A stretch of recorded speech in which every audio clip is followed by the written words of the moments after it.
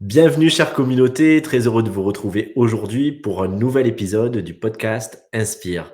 Et aujourd'hui, j'ai la grande joie de recevoir Christian Junot, un être inspirant que j'ai eu la chance de rencontrer récemment. Et c'est un véritable bonheur d'avoir cet entretien avec lui et de vous l'offrir aujourd'hui. Bienvenue Christian. Merci Gilles, merci de ton invitation. Bonjour à tout le monde. Ben, avec grand plaisir, merci à toi. Alors, Christian, beaucoup de personnes te connaissent, tu es quasiment incontournable, j'ai envie de dire aujourd'hui. Oh si, quand même, ne sois pas modeste. Tu as une belle renommée et surtout, tu as une approche assez particulière à laquelle moi je suis sensible, qui m'a parlé. J'ai vu beaucoup de posts, etc. Est-ce que tu pourrais nous parler un peu de toi, te présenter, nous parler de toi en quelques mots? Oui, tout à fait. Alors, c'est vrai que c'est souvent la question de qui tu es, on répond par ce que je fais. C'est comme souvent ce qu'on fait. Au fond, ça dit pas grand-chose de qui nous sommes. Donc, j'ai envie de partir peut-être de qui je suis, même si c'est toujours difficile de définir le qui je suis. Mais je dirais peut-être ce qui me caractérise, et ça n'a rien de particulier, c'est que je suis un être humain en chemin permanent. Simplement, j'essaye de mettre de la conscience le plus possible dans mes actions ou dans mes inactions, d'essayer d'être aligné le mieux possible. Et c'est vrai qu'il y a une chose qui m'obsède beaucoup, c'est de contribuer le mieux possible à la transformation de cette société, du monde. Et parce que je crois que nous avons tous des pépites, des cadeaux au plus profond de nous. Et c'est comment je peux honorer ce cadeau, cette pépite que j'ai, en l'offrant, je vais dire, si possible, à 100% sans retenue. Je ne suis incapable de te dire si maintenant je l'offre sans retenue, mais je vois que j'ouvre toujours plus grand. En tout cas, cette capacité à donner, parce que ça veut dire qu'en même temps, je diminue toujours les peurs qui sont liées au fait que j'ouvre pas autant que j'aimerais. Et donc voilà, donc c'est vraiment ça peut-être qui me caractérise, c'est l'envie de contribuer, la passion de l'être humain qui me touche beaucoup. Et puis effectivement, je le fais dans le cadre d'activités qui sont de transformation de la relation à l'argent, mais au fond, tout ça n'est qu'un prétexte. La relation à l'argent, c'est une porte d'entrée pour être plus dans l'amour de soi. Mon activité est vraiment d'amener les personnes dans plus d'amour d'elles-mêmes et ça aura des incidences sur la relation à l'argent, mais bien au-delà de la relation à l'argent. Oui, et c'est aussi, il me semble, les croyances limitantes à faire exploser, les plafonds de verre, Absolument. etc. Mais au fond, tout ça, tu vois, ça parle aussi de l'amour de soi parce que si je me mets inconditionnellement, j'ai aucune raison de me limiter. J'ai aucune raison de quoi que ce soit. Et ça parle encore de nous.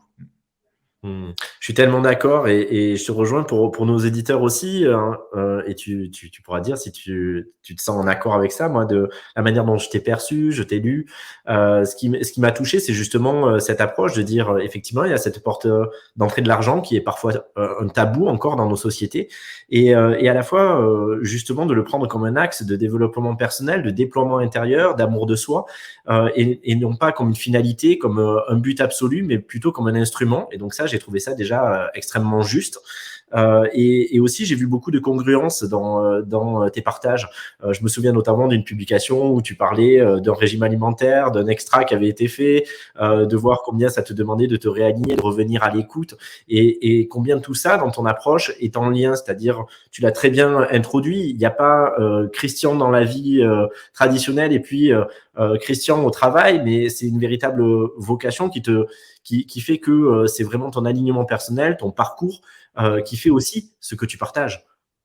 Oui, enfin, je te rejoins vraiment dans le sens que nous sommes vraiment responsables d'une chose, c'est de notre niveau vibratoire, si je peux utiliser ce mot-là. D'un niveau vibratoire, évidemment, ça va se manifester sous forme d'émotion, qui est de la joie et de l'enthousiasme quand la vibration est très haute, et peut-être de la tristesse ou de la peur quand la vibration est basse, souvent, ou de la colère. Et ça, c'est vrai que c'est comment je prends soin de cet alignement, qu'est-ce que je mets en place, mais pas avec une forme de rigueur, tu vois, un peu toute militaire, mais vraiment parce que ça a du sens de le faire, de le faire et que je vois que ça me fait du bien. Et évidemment, alors ça, c'est un chemin sans fin et cette vie-là ne suffira pas pour moi, en tous les cas, mais j'essaye de petit à petit d'améliorer un pas après l'autre.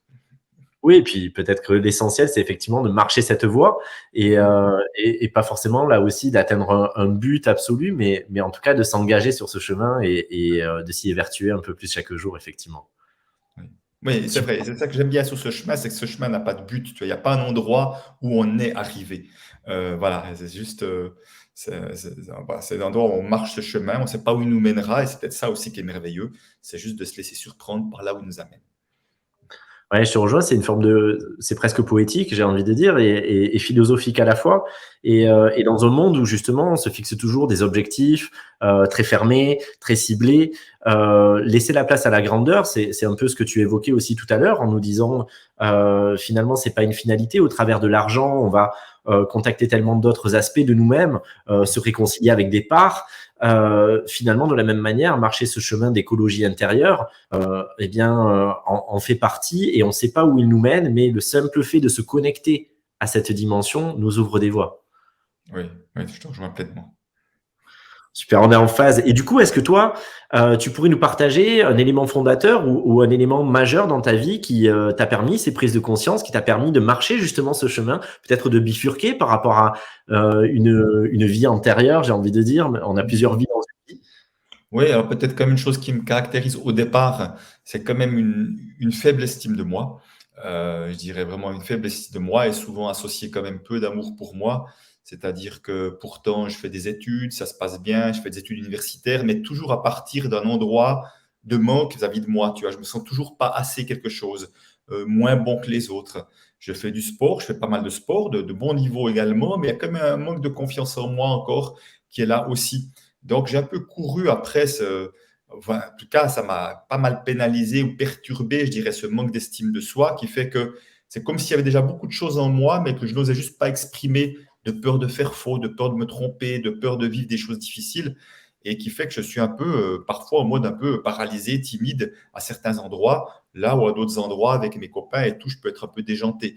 Donc, il y a vraiment un peu ces côtés un peu différents suivant les enjeux que je mets. Et c'est vrai que ça m'a pris beaucoup de temps petit à petit à construire ce chemin, je veux dire, ces fondations intérieures, parce que ce sont des fondations intérieures. Je donnais l'image d'une vidéo que je tournais tout à l'heure. Je disais, mais ces fondations, le terrain et les fondations, c'est la base sur laquelle nous allons construire la maison. Et la maison, c'est notre vie quelque part. Et plus c'est solide, plus on va pouvoir construire une immense bâtisse qui correspond peut-être à notre contribution à la vie que nous allons mener. Plus le terrain est mouvant, quelque part, plus on va pouvoir construire quelque chose de petit et qui restera fragile. Donc ça, c'est vraiment un chemin permanent. Mais peut-être quand même, il y a eu quelques rencontres, je dirais, sur mon chemin de vie. Et une rencontre, j'ai envie de nommer parce qu'elle a été vraiment importante. C'est un ami qui s'appelle Claude. Et Claude avait comme une particularité, c'est que dans un accident de voiture où il s'est fait rentrer dedans par quelqu'un qui était ivre, il a perdu sa femme et ses deux enfants. Donc, il s'est retrouvé un survivant. Mais à ce moment-là, je ne le connaissais pas. Je l'ai connu quelques mois après. Et ce gars-là, il m'a vraiment ouvert des chemins dans le sens qu'il parlait de la mort, il parlait de ses enfants, il parlait de ce qu'il avait vécu d'une manière tellement ouverte là, tu vois, où tu n'oses rien demander, rien dire tellement ça paraît tabou. Et lui, en ouvrant son cœur, m'a permis d'ouvrir le mien. Et vraiment, c'était une rencontre fondamentale. Et malheureusement, Claude s'en est allé en 2009, un mois après que je me suis perdu mon job, suite à la fameuse crise des subprimes. Pour la petite histoire, en laissant une femme et deux enfants, exactement ceux qu'il avait perdus. Cette fois, c'est lui qui est décédé en laissant une femme et deux enfants. Mais c'est resté. Il est toujours dans mon cœur quelque part. Il m'a vraiment ouvert. Il m'a permis d'ouvrir quelque chose à l'intérieur, tu vois, de m'autoriser d'être plus authentique et vraiment on avait des discussions magnifiques donc voilà, ça c'est des rencontres majeures. J'en ai eu quelques-unes comme ça dans ma vie, mais peut-être la première que j'ai envie de mentionner. Merci enfin c'est bouleversant. Je ressens vraiment, Mhm. j'en frissonne de ton partage et de cette rencontre et de l'ouverture certainement que le Oui. retentissant que ça a pu avoir. Et en même temps, tu évoquais du coup ce licenciement qui a peut-être aussi été au-delà d'une personne, d'une rencontre, un événement majeur aussi qui t'a permis de, de polariser différemment ta vie. Oui, alors bien sûr qu'on a tous des éléments de vie qui parfois peuvent être appelés accidents de vie, à tort ou à raison d'ailleurs. Mais moi, mon licenciement, je dirais la différence, il y en avait 5000 de personnes qui étaient licenciées à l'époque. Et je pense que la différence d'une très grosse majorité des autres, moi, j'ai ouvert une bonne bouteille le soir pour célébrer ce licenciement. Pour te dire, tu vois, que moi, j'ai vraiment tout de suite compris que, OK, la vie m'amène un cadeau pour me dire, c'est comme si je voyais la vie m'amène une poussette dans le dos en disant, mais vas-y maintenant, quoi. Voilà, arrête de te retenir, vas-y, quoi. Et je l'ai vraiment vécu comme ça et j'avais une grande confiance. Et si je l'ai si bien vécu, c'est parce que dans les 3, 4 années avant, j'ai fait un gros chemin intérieur extrêmement important pour moi. C'est que j'avais une immense peur de manquer, alors que j'étais très bien payé en tant que cadre supérieur bancaire, des beaux bonus, j'avais une très belle situation financière et pourtant j'avais une grosse peur de manquer. Et si j'avais gardé cette peur de manquer, ça aurait été difficile, pour pas dire impossible, de me mettre à mon compte, tellement j'aurais été stressé, angoissé. Et le fait de l'avoir déjà, je dirais, réduit peut-être à 60-70%, ça faisait déjà une grosse différence. Ce qui fait que j'ai vraiment pu me lancer avec confiance, même si j'avais zéro visibilité, même si j'avais zéro carnet de clients, parce que j'étais sûr que ça allait marcher. Parce qu'entre-temps, j'avais effectivement boosté mon estime de moi et effectivement une sorte de confiance beaucoup plus tranquille et sereine. Et ce chemin que j'ai fait, et grâce à une autre rencontre, celle de Peter Koenig, qui lui a fait des années de recherche sur la relation à l'argent, je l'ai rencontré en 2006 de manière tout à fait fortuite. J'ai décidé je lui ai demandé d'être organisateur d'ateliers, et c'était 2 fois par année, il venait 2 jours organiser un atelier depuis 2007 à début 2010. Et donc, j'ai suivi 7 ateliers sur la relation à l'argent. Je les suivais tous comme organisateur et j'étais fasciné par ce qu'ils faisaient, et de manière aussi non voulue, en tout cas, non préparée. Si tu as force de les suivre, je me suis comme connecté à sa manière de faire, qui fait qu'un jour, il m'a dit, c'est bon, Christian, tu vas pouvoir faire ça à ma place, mais il y avait vraiment zéro prévision d'animer un jour la relation à l'argent dans mon idée, parce que pour moi, c'était le maître qui faisait ça dans 10 pays, dans 3 langues différentes, qui avait fait des années de recherche. Enfin, il était incomparable, tu vois. Et aujourd'hui, voilà, il reste toujours pour moi un homme inspirant, mais je sais que l'inspiration, elle va dans les deux sens aujourd'hui, parce qu'il est très heureux de ce que je fais. Je suis très heureux d'avoir des contacts avec lui encore. Merveilleux, et ça me fait rebondir sur 2 points, ce que tu nous évoques. La première, c'est peut-être que on parlait des projets tout à l'heure, et du fait que parfois on restait fixé sur un aspect uniquement volontaire ou de projection mentale, et finalement la sérendipité, elle est très importante. Le fait finalement de ne pas savoir ce qu'on cherche. Il y a parfois des chercheurs qui font des trouvailles extraordinaires alors même qu'ils pensaient chercher autre chose, peut-être même qu'ils cherchaient autre chose, mais il y a ce côté aware, ce côté rester ouvert à ce qui vient à nous. On peut lancer des hameçons à l'univers, à la vie, à nous-mêmes. Et puis, il y a ce qui se présente à nous, et avoir cette capacité, cette forme d'acuité, de présence, de cueillir ce qui vient, même si ce n'est pas ce qu'on avait projeté, même si on a fait les choses de manière détachée ou désintéressée, mais savoir s'en saisir. Je crois que c'est quelque chose que tu illustres parfaitement dans ton récit. Oui, tout à fait. C'est-à-dire que c'est vraiment se laisser, moi, j'appelle ça se laisser surprendre par la vie. Parce que c'est vrai qu'au moment où je me suis mis indépendant, je pensais devenir formateur certifié en communication non violente, que je connaissais très très bien, que j'animais déjà un peu. Enfin, je me suis formé au coaching, aux approches systémiques. Enfin, j'avais ma vision. Et puis tout à coup, arrivé cet autre thème, qui était un thème de plus, mais petit à petit, qui a pris toute la place et qui s'est avéré comme une évidence, tu vois. Mais vraiment, je me souviens juste une anecdote, parce qu'elle est intéressante. Moi, je voyais 2 amis coachs, on se voyait de temps en temps, puis je leur dis, ah ben ça c'est clair dans ma tête, je vais faire 50% relation à l'argent et 50% les autres thèmes. Voilà. Et 3 semaines après, je les revois et je leur dis, bon, vous oubliez tout ce que j'ai dit, je vais voir là où la vie m'appelle et je vais suivre le mouvement de la vie. Et c'était une évidence que tu as coup la relation à l'argent, à travers, et si tu veux, qui réconciliait tout mon passé de banquier, comme 23 ans à la banque, que j'ai vraiment vu d'une certaine manière comme une erreur de parcours, dans le sens d'avoir trop peur de faire autre chose, mais au fond, c'est comme si la vie, tu vois, m'avait amené au bon endroit pour être au bon endroit aujourd'hui, alors que je n'avais pas envie de travailler à la banque à l'époque, mais je ne trouvais pas de job. Pour dire, tu vois, il y a une sorte, je trouve, de magie quelque part, des fois qui nous amène dans une certaine direction, alors que ce n'est pas forcément notre désir premier, mais la vie, c'est mieux que nous. En tout cas, ça, c'est de l'humilité. Dès que j'essaye d'avoir là où je suis, j'ai la conviction que la vie, c'est mieux que nous, et d'essayer d'être à l'écoute des signaux et des appels et des coïncidences de la vie, plutôt que vouloir mettre du contrôle, qui est encore un signal de peur. Je suis tellement d'accord, et c'est vrai qu'il y a une magnifique orchestration. Ça me fait aussi écho à mon histoire rapidement, mais moi je suis juriste de formation, spécialisé en criminologie, et finalement je me suis dit, j'ai bien pu analyser pourquoi je suis allé vers la justice des hommes, pourquoi je suis allé comprendre aussi comment un humain pouvait dérailler, et que n'importe qui pouvait basculer dans une forme de folie ou d'errance. Mais j'ai eu à passer de la justice divine à une forme de justesse, et donc accueillir aussi ce cheminement-là et voir que ce n'était pas une erreur de parcours, mais que c'est quelque chose qui alimente complètement mon chemin d'aujourd'hui. Donc je te rejoins sur ça, et je voudrais rebondir Juste, aussi sur un autre point. Pardon. mais déjà, merci du partage. Je ne connaissais pas ce côté passé là, donc c'est super. Merci et bravo. Je t'en prie, merci. Euh, Et je voudrais rebondir sur le point, tu as parlé du manque tout à l'heure, de ta propre peur du manque. Et je crois que c'est quelque chose qu'on a tous à des degrés différents et qui est à travailler chez chacun. Je me souviens avoir accompagné les personnes parfois dans des situations dont on pourrait se dire qu'elles sont exemptes de cette donnée-là, qui pouvaient être millionnaires, multimillionnaires et qui pourtant avaient une peur du manque aussi tenace et aussi intense que d'autres parce que ils avaient un train de vie à alimenter, ils avaient beaucoup de... Et donc, c'était la même peur qu'une personne qui n'aurait pas de revenus ou très peu et que c'est quelque chose finalement de très subjectif, alors que parfois on peut avoir une vue de l'esprit. J'entends parfois des personnes dire ah oui mais pour toi ça serait simple parce que tu as la possibilité, etc. Et donc je crois que c'est quelque chose de beaucoup plus intime et qui est pas forcément raisonné ou rationnel. Est-ce que tu peux nous Oui. en dire? Alors, je te rejoins pleinement, c'est absolument pas rationnel dans la très grande majorité des situations. À l'époque, j'étais dans la banque, conseiller en placement financier, j'avais affaire à ceux qui avaient plus d'argent que la moyenne. Et tu n'imagines pas le nombre de personnes qui étaient dans la peur du manque et pourtant qui avaient beaucoup d'argent, voire des millions parfois, et pourtant qui étaient dans la peur du manque. Et je pense même que certains milliardaires sont aussi dans la peur du manque, ce qui fait qu'ils courent encore après l'argent et pensant comme il n'y en a jamais assez.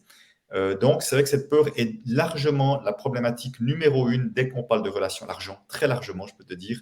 Dans mes ateliers, elle touche à peu près 75% des gens qui sont présents, enfin, qui réussissent à la nommer, hein, parce que moi, pendant longtemps, j'aurais dit que je n'avais pas peur de manquer, alors j'étais plein de peur. J'étais juste pas conscient de mon fonctionnement et de mes peurs, et je mettais beaucoup de contrôle pour essayer justement de contrôler mes peurs, mais ça marche pas bien du tout d'ailleurs, c'est pas un bon plan. Donc, pour dire oui, ça touche beaucoup de monde. C'est subtil parce que souvent la peur du manque, on peut bien sûr l'avoir avec l'argent, mais elle est déjà et surtout de nous à nous. C'est-à-dire que de regard qu'on a sur nous, on n'est jamais assez quelque chose. Tu vois, jamais assez diplômé, expérimenté, fortuné, heureux ou ci ou ça. Et c'est déjà du manque. Et je crois vraiment, en tout cas dans ma vie, parce que j'étais vraiment là-dedans de moi à moi aussi. Et forcément, on l'est aussi un peu que les autres, un peu plus jugeant, un peu plus euh, quand on met la barre haut chez nous, on a tendance à la mettre la barre haut chez les autres également. Mais je vois aujourd'hui, quand j'ai réussi à passer dans autre chose qui est, j'appelle de la gratitude, d'avoir vraiment de la gratitude pour tellement de choses que j'ai dans ma vie, ne serait-ce juste que d'être en santé, d'être en forme, de pouvoir être avec toi là maintenant. Il y a tellement de raisons d'être dans la gratitude. Et je tiens à dire, il n'y a pas besoin d'avoir des raisons matérielles, d'avoir une maison, un truc formidable pour être dans la gratitude. On peut juste être dans la gratitude parce que si vous nous écoutez, vous avez des oreilles, vous avez probablement des yeux qui fonctionnent également, vous avez un ordinateur ou un téléphone également, et des jambes qui vous font avancer, et de l'eau courante, de l'électricité, en principe, on en a encore aujourd'hui, etc., etc. Et tout ça pour dire qu'on peut se dire, c'est normal. Eh ben non, c'est pas normal. Tout le monde n'a pas cette chance-là. De loin pas. En tout cas, ce qui est de l'eau courante, l'électricité, il y a malheureusement encore des centaines de millions, voire des milliards de personnes qui ne l'ont pas. Donc, on a 10 000 raisons d'être dans la gratitude et c'est important de ne pas l'oublier. Ouais, merci pour ce message de sagesse et qui est tellement vrai dans une culture et dans un monde où on veut tout de manière assez facile et on oublie effectivement de s'émerveiller et de remercier et de ressentir de la gratitude pour des choses qui nous paraissent normales et qui ne le sont pas effectivement. Et Dans ce- juste peut-être par rapport à ça, si tu veux, ce qui empêche la gratitude, c'est ce que j'appellerais la dictature de la normalité. Les gens ont tendance à dire, ah oui, mais c'est normal d'avoir à manger. Ok, mais alors puis c'est normal, pourquoi tout le monde n'a pas à manger? C'est normal d'être en forme. Mais pourquoi tout le monde n'est pas en forme? Tu vois, c'est cette dictature du normal. Non, non, non, il n'y a pas les choses qui sont normales. C'est bien, c'est magnifique. Là, il y a des flocons de neige, ça tombe. Juste avant qu'on commence l'entretien, je regardais ça, je dis, ah, mais qu'est-ce que c'est beau, merci, merci de ce spectacle, de voir ces flocons de neige tomber. Voilà, je pourrais dire, bah, oh, il neige, quoi. Mais non, moi, j'étais juste de l'admiration de voir une sorte de magie de la vie qui est juste là devant moi, quoi. Je comprends tellement ça. Et tu nous as, tu as évoqué quelque chose qui me paraît très important. Tu disais finalement dans le rapport de soi à soi, c'est jamais assez. Alors il y a effectivement peut-être cette validation tout d'un coup de ce que je suis est assez, I am enough. Mais je voulais te demander ce que tu en pensais. Moi, c'est une phrase que je partage souvent dans mes enseignements. Ces derniers temps, je me suis rendu compte que peut-être dans la notion du manque, il y avait aussi finalement le fait de s'être manqué soi-même, comme si on s'était absenté à soi, comme si peut-être on avait été à côté de soi sans même se tenir la main ou être en s'ignorant, peut-être en étant dans le déni de soi. Et je voulais savoir si ça parlait, si ça t'évoquait quelque chose, cette idée que le manque était relié peut-être au fait de s'être manqué soi-même. Alors oui, oui, je pense clairement, clairement qu'il y a quelque chose de cet ordre-là. Alors évidemment, je peux bien voir que pour beaucoup, il y a quelque chose de l'enfance qui s'est passé, qui fait qu'on ne s'est pas senti suffisamment en sécurité dans l'espace familial où on était. Alors, pas suffisamment en sécurité, ça peut vouloir dire peut-être des parents absents, des parents qui préféraient un enfant plutôt qu'un autre, peut-être des parents violents, des parents qui ont eu des problèmes de financiers, mais il n'y a pas besoin que ce soit forcément des choses spectaculaires qui fait qu'on a pu se sentir très seul. En tout cas, moi, j'ai pu me sentir très seul dans une famille, tout ce qu'il y a de plus normal.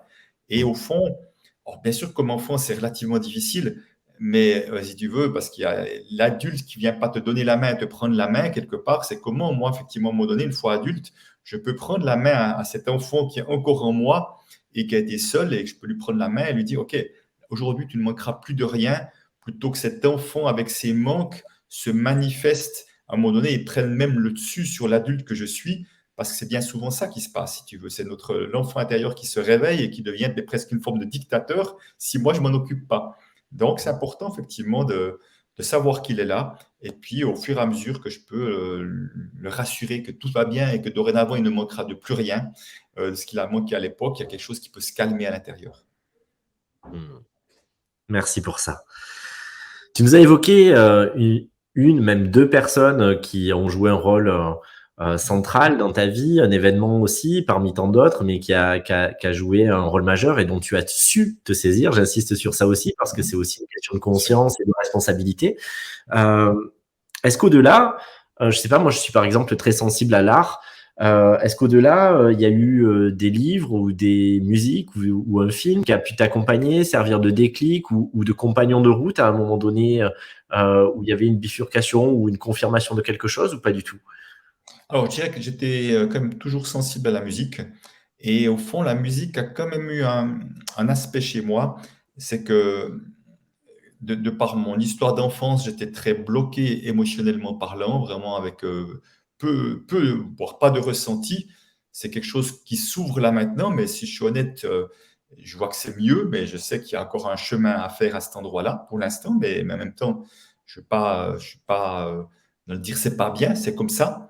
Et si Mhm. tu veux, la musique, c'était comme il y avait deux choses. Il y avait déjà un endroit à travers la musique qui me permettait d'aller comme dans d'autres sphères. Enfin, c'est musique un peu planante. Toi, j'ai ma jeunesse, c'est Pink Floyd, c'est les vieux Genesis. Enfin, là, c'est ces musiques qui t'emmènent quelque part, quelque part d'autre, si tu veux. Et j'étais vraiment très sensible à ça. Et la musique de tout temps et encore maintenant peut me faire pleurer au quart de tour, parfois. Donc, c'est vrai qu'un concert sur deux, à un moment donné, je vais pleurer parce qu'il y a comme une sorte d'intensité, presque plus que je n'arrive à supporter dans cette beauté que je peux ressentir, ou cette communion que je peux ressentir avec le public. Donc, c'est comme si c'était un vecteur de passage d'émotions, de vécu d'émotions, qui était comme plus fort que les blocages que j'ai pu avoir ou je peux encore avoir. Donc, c'est pour ça que je suis sensible particulièrement à la musique. Et puis, dans les livres, je dirais, alors dès que je me suis commencé à m'intéresser un peu à la croissance intérieure, à la compréhension de l'être humain, il y a comme deux livres alors qui sont très connus, mais qui m'ont comme beaucoup marqué. Le premier, c'est La prophétie des Andes de James Redfield. J'ai dû lire deux ou trois fois, je pense. Et puis aussi Conversation avec Dieu. Pourtant, je n'ai pas spécialement d'intérêt pour Dieu en particulier, mais ce livre est, je trouve, magnifiquement écrit. Il y a tellement de réponses, je trouve, de grande sagesse qui viennent derrière, que j'ai aussi dû lire au moins deux fois, ou si ce n'est plus. Donc, c'est comme deux livres qui m'ont bien, bien marqué, en tout cas l'un comme l'autre. Ouais, Neil Donald Walsh aussi, ouais, effectivement très puissant ce livre. Je connais bien les deux. Ils ont été aussi au début de mon cheminement. Et c'est vrai qu'ils ont chacun. Alors, pour la petite histoire, moi, la conversation avec Dieu, j'ai résisté à le lire. On me l'a offert au moins trois fois. Je résistais à le lire parce que justement, le mot Dieu me posait un problème à l'époque. Ah oui, Et moi aussi. pratiquement 20 ans. Et puis finalement, quand j'ai commencé à faire l'effort de m'y pencher dessus, j'ai été complètement happé et je me suis rendu compte qu'il y avait bien que moi qui avait un problème parce que finalement, ça parlait pas d'un dieu, ça parlait pas d'un dogme et que c'était quelque chose de tellement sain, de tellement évident, de tellement naturel, la manière dont il pouvait l'évoquer et que c'est une sagesse qui peut couler en chacun de nous et qui est en chacun de nous, qui est et pas du tout une religion supplémentaire ou une vision qui serait imposée. Donc, je te rejoins et c'est vrai que c'est des livres profondément inspirants. Et peut-être Conversation avec Dieu, savoir qu'il y a un documentaire qu'on trouve gratuitement sur YouTube qui explique un peu la vie d'avant aussi, que j'aime beaucoup ce documentaire, qui est très touchant. ce passage entre le SDF, d'un coup le gars qui va devenir connu, d'une part. Et puis moi, c'est vrai qu'à un moment donné, je me suis dit, bah, tiens, si lui pose des questions, je dois aussi pouvoir poser des questions. Alors j'ai commencé de temps en temps, mais c'est quelque chose, j'ai une habitude, j'ai un peu perdu parfois, de poser des questions. Et il y avait des réponses qui venaient. Alors, j'ai aucune idée de pouvoir, je ne pourrais pas prétendre de dire ça vient de telle et telle personne, de ci ou de ça, ou juste de mon mental, j'en sais rien. Mais la seule chose que je voyais, c'est que ces réponses avaient beaucoup de sens et m'aidaient. C'était ça qui était important, au-delà de vouloir comprendre qui c'est qui me parle, etc. Ces réponses m'aidaient. Donc, je dis, tiens, je peux me faire confiance, c'est quand même intéressant. Ouais, c'est fort. Et d'ailleurs, pour revenir sur ce documentaire que je connais aussi sur la vie de Neil Donald Walsh, il y a effectivement cet épisode que tu évoquais où il est SDF, il finit dans un camping et puis après SDF et puis il résiste. Il résiste à cet appel, mais on voit que finalement, il y a quelque chose d'important que j'ai ressenti aussi dans ma vie, de résister à quelque chose qui s'impose à moi et finalement de m'y abandonner à cet appel, à cet élan intérieur, à cette forme de mission qui est là. Et je pense que ça passe par le sens qu'on y donne tout d'un coup, un sens qui est primordial et qui prend toute la place, comme tu l'évoquais. Et je crois que parfois, il y a des personnes aussi qui essaient, qui se sentent en échec, mais peut-être parce qu'elles partent d'un espace de volonté et pas de quelque chose qui les précède, de quelque chose un peu comme dans le concert où c'est directement branché au viscéral, aux tripes, à quelque chose de très instinctif, où le cerveau est court-circuité de ça au sens vraiment analytique, où il y a quelque chose oui, de plus profond et de plus presque animal, mais au sens là aussi noble du terme, qui prend le relais et qui est de l'ordre de ce qu'on est vraiment au-delà de la construction. Et je trouve que Walsh, il explique très bien ça. C'est que tout d'un coup, notre destinée, notre chemin, notre mission, ce qui fera sens pour nous, notre contribution, n'est pas forcément relié à notre volonté, à notre objectif mental, et qu'il y a quelque chose d'autre qui peut être là et tout d'un coup nous cueillir si on se laisse cueillir soi-même. Oui, tout à fait. Moi, je te rejoins pleinement et tu as vraiment, moi aujourd'hui, je vois vraiment à quel point écouter mon intuition, laisser venir les idées, je vois très souvent que les idées ne viennent pas de moi, c'est d'autres qui m'amènent des idées. Alors, j'ai travaillé en Human Design avec la personne et elle m'avait dit, tu verras, la plupart des grandes idées que tu auras, c'est pas toi qui les auras, ça vient d'extérieur. J'ai vu à quel point il y avait de la résistance, du quand même, mon livre, une formation sur Internet, mais enfin, il y avait une sorte d'ego là, qui se défendait, qui dit. Et après coup, j'y réfléchis, je dis, mais c'est vrai, dans chacun de ces trucs-là, on m'avait toujours dit, quand c'est que tu écris un livre, quand c'est que tu crées une formation. Il y a d'autres qui me demandaient, jusqu'au jour où ça me paraissait une évidence de le faire, mais j'avais oublié que l'idée n'était pas de moi. C'est pas très important d'où vient l'idée. Ce qui compte, c'est que l'idée soit bonne, évidemment. Mais c'est là que je trouve extraordinaire. En tout cas, moi, dans mon profil Human Design, je me dis, tu verras, c'est comme ça que ça se passe. Et c'est effectivement comme ça que ça se passe, pratiquement tout le temps. Et je me dis, c'est quand même génial de savoir qu'il suffit de cueillir les idées des autres. Il y a un éditeur qui m'a demandé un livre que je n'ai pas prévu d'écrire. Je dis, ah ben voilà une bonne idée, pourquoi pas, des choses comme ça, tu vois. Et ouais, donc, mais aussi écouter son intuition, parce qu'au fond, les vrais oui, ils viennent à l'intérieur de nous, quoi. Les vrais oui, vraiment chez moi, je vois vraiment le vrai oui, c'est de l'ordre d'une évidence. Il n'y a plus de doute possible. Tant qu'il y a du doute, machin, il y a peut-être quelque chose qui n'est encore pas complètement aligné, mais au moment, c'est le moment, et hop, tu peux y aller tranquille. Oui, je suis d'accord, l'évidence. Et Mm. quand on se pose encore la question, quand il y a des doutes, quand on hésite, c'est que c'est pas le moment ou effectivement que c'est pas mûr ou qu'il y a quelque chose qui doit bouger. Et donc du coup, tu nous parlais de ce sens pour Walsh, par exemple, dans cette conversation avec Dieu. Euh, Si toi, tu nous as parlé aussi de ta contribution en début de cet entretien, mais si toi, tu devais définir ce qui donne le plus de sens à ta vie, mais aussi à la vie en général, c'est-à-dire pas seulement la tienne, mais nos vies, ça serait quoi? Euh, je me souviens de Christiane Singer qui disait une fois, il disait, mais une fois qu'on ne sera plus là, tout ce qui restera, c'est l'amour qu'on a donné. Et ça m'avait beaucoup touché, tout ça, en me disant, ben oui, un jour, on sera plus sur, enfin, on va quitter cette terre sous cette enveloppe physique, évidemment, sous cette identité qui est la mienne. Mais c'est pas parce que je ne suis plus là qu'il ne restera pas des traces de mon passage, que ce soit sous forme de livre, mais également, je pense à mes petites filles avec qui j'ai des relations incroyables, à quel point je les aime, enfin, on se le dit et tout. Ouais, je me dis, voilà, donc, quelque part, je crois que c'est un peu ça l'idée du sens de la vie, c'est donner des bouts d'amour autant que possible, de gauche et de droite, de faire les choses avec amour, de juste faire les choses avec joie parce qu'on sent que c'est ça qui est juste de faire, toi, de faire les choses avec le cœur. J'aime bien, c'est une amie qui s'appelle Lumineuse qui parle Mmh. vraiment toujours de dire comment faire les choses avec le cœur plutôt qu'à contre-cœur. Et vraiment, ça m'aide beaucoup cette expression-là, de me dire, mais effectivement, est-ce que je suis en train de faire les choses à contre-cœur ou je les fais d'une manière parce qu'on me dit, il faut faire comme ça, en marketing, il faut faire ça, puis je suis bêtement un mode d'emploi, alors qu'au fond de moi, ça fait non, non, non, c'est pas moi ça. Tu vois, je l'ai fait tellement de fois, ce truc-là. Je ne suis pas en train de dire que le marketing, c'est pas bien. Je suis en train de dire que le marketing, il doit correspondre à qui je suis et pas moi qui dois me désaligner pour correspondre au plan marketing de ceux qui, entre guillemets, connaissent. Tellement, tellement. Et c'est vrai que Lulu, c'est l'une de ses phrases phares. Et c'est vrai que c'est tellement cohérent. Mm. Et du coup, par rapport justement à ton activité, je me dis, et à l'axe qui s'est imposé à toi, finalement, est-ce qu'on pourrait se dire que laisser circuler l'énergie de notre cœur, finalement, n'a pas de limite et que parfois, encore une fois, le mental va mettre dans des cases, catégoriser, etc. Mais exprimer l'amour, comme avec les 5 langages de l'amour, ça se fait par tellement de biais différents et ça se Mhm. fait aussi par le fait de pouvoir contribuer. Je pense à des personnes qui parfois sont réfractaires à la matière, au corps ou à l'argent.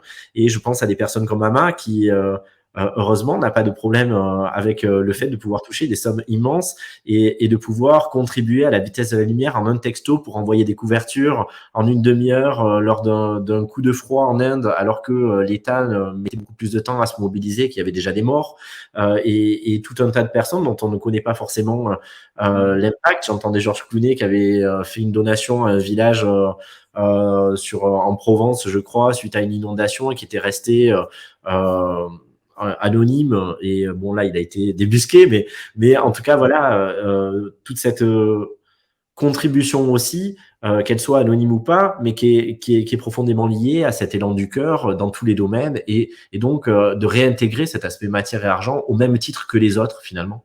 Mhm.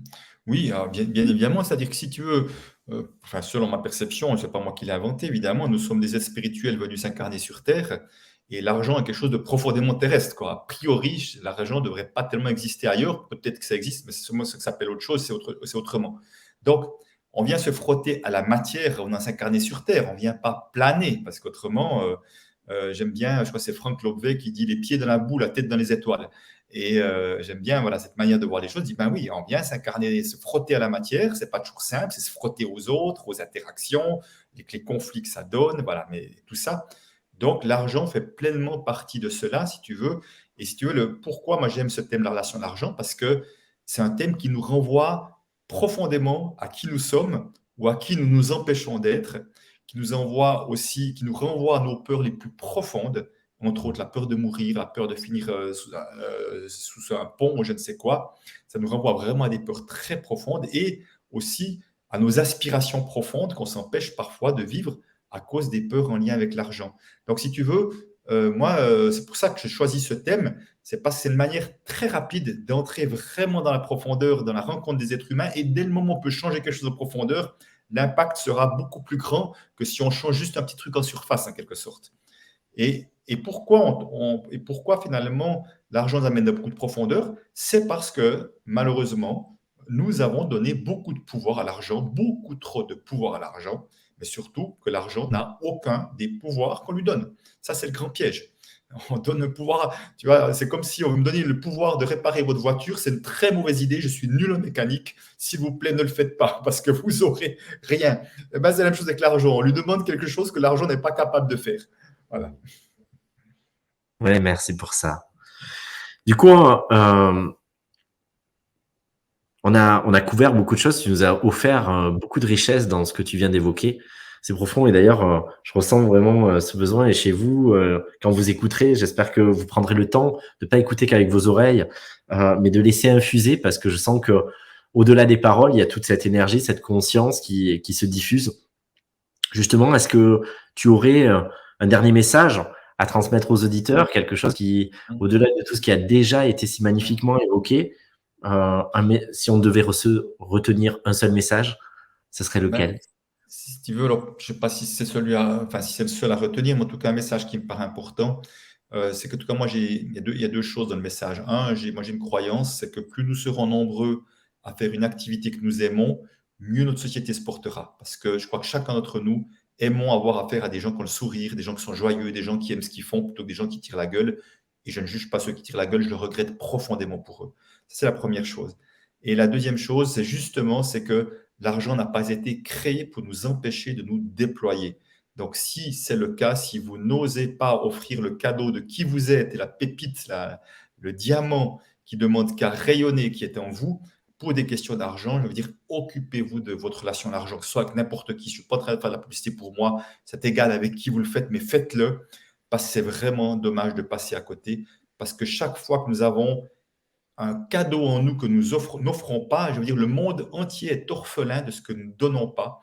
Donc, faisons en sorte qu'il y ait le moins d'orphelins possible dans ce monde-là, parce que nous donnons tous joyeusement le qui nous sommes. Merci une nouvelle fois pour ce très beau message et auquel je souscris entièrement. C'est vraiment drôle. On avait déjà échangé, mais c'est vrai que je ne soupçonnais pas combien nos univers se superposaient complètement parce que au mot près parfois j'emploie ben voilà je vibre ces mêmes données. Donc merci infiniment, ça me touche, ça me résonne pleinement et je suis sûr que ça résonnera aussi à tous ceux qui nous écouteront.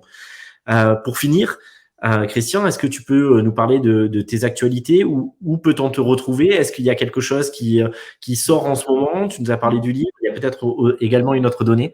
Oui. Alors, c'est que dans mes activités, de plus avant en avant, plus je mets de l'emphase à accompagner un maximum ce que j'appelle moi les entrepreneurs de cœur, donc ceux qui font vraiment quelque chose qui les fait vibrer, parce que je pense que c'est vraiment eux qui sont peut-être les plus grands acteurs du changement de société. Et je néglige pas les autres quand je dis ça, hein, mais c'est simplement, je vois que ces personnes-là souvent ont des difficultés avec l'argent et je dis c'est trop dommage d'avoir des pépites et de ne pas réussir à pérenniser son projet pour une relation d'argent déficiente.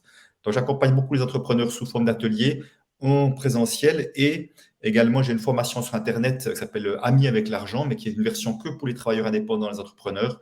Et une fois par année, je prends un groupe que j'accompagne sur 11 mois voilà, avec des rythmes différents suivant les périodes.